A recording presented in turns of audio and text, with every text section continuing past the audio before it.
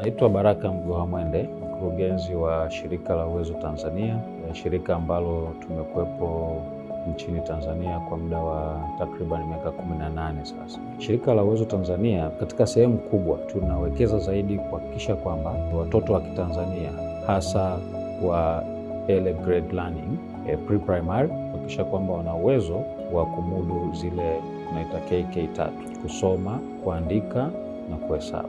Tulipofika mwaka jana 2025, ambapo tulikuja kugundua kwamba kuna mabadiliko kidogo. Angalau sasa kati ya watoto 10, 4 wanakuwa wamefikia ile mahiri ya chini kabisa ya kuweza kumudu KKK.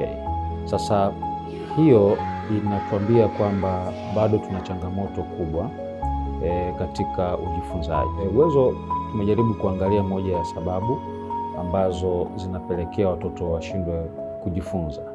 Sababu mojawapo kubwa ni ukosekanaji wa lishe. Tulipofanya utafiti wetu mwaka 2019, inaonekana kwa Tanzania ni shule za serikali ni 24% tu ya shule zote ndipo angalau watoto wanapata mlo.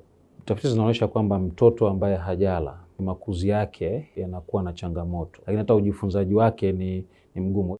Changamoto kubwa unayokutana nayo ni wanafunzi wengi wanakuwa hawana furaha kwenye kujifunza, lakini pili, wanasinzia sana darasani. Lakini tatu, ikifika mida ya mchana wanakuwa tu wanakuangalia mwalimu, unaona kama vile wanakuangalia, wanakuelewa, lakini mawazo hayapo hapo, wanawaza muda wa kwenda nyumbani ufike saa ngapi ili waweze kwenda kupata angalau chochote kitu.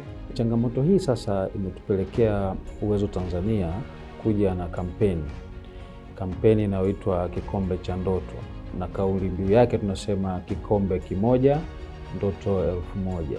Katika kampeni hii tunataka kuhakikisha kwamba watoto wanapokuwa shuleni wanajifunza kwa furaha. Ukweli ni kwamba chakula kina mchango mkubwa kwa mwanafunzi, kwa maana ya kuwa chakula kimekuwa kinamsaidia mwanafunzi kuweza kufanya vizuri, lakini pia kuboresha afya yake ya akili. Sisi katika shule yetu tumejitahidi, tumeanzisha chakula shuleni. Tumeanzisha kwa sababu tuliona wanafunzi wengi wanakuwa na mahudhurio mabaya, lakini pili, tuliona afya za wanafunzi si nzuri sana. Lakini baada ya kuanzisha chakula, sasa matokeo ya wanafunzi ni mazuri na pia wanafunzi afya zao ni bora.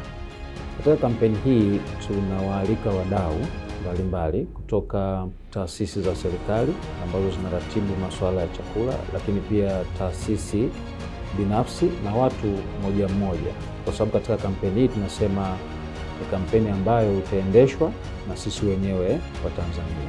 Ili kushiriki kampeni yetu, unaweza kutembelea tovuti yetu ya www.uwezotanzania.or.tz, lakini pia unaweza kuchangia kupitia Selcom lipa namba 61 23 21 23.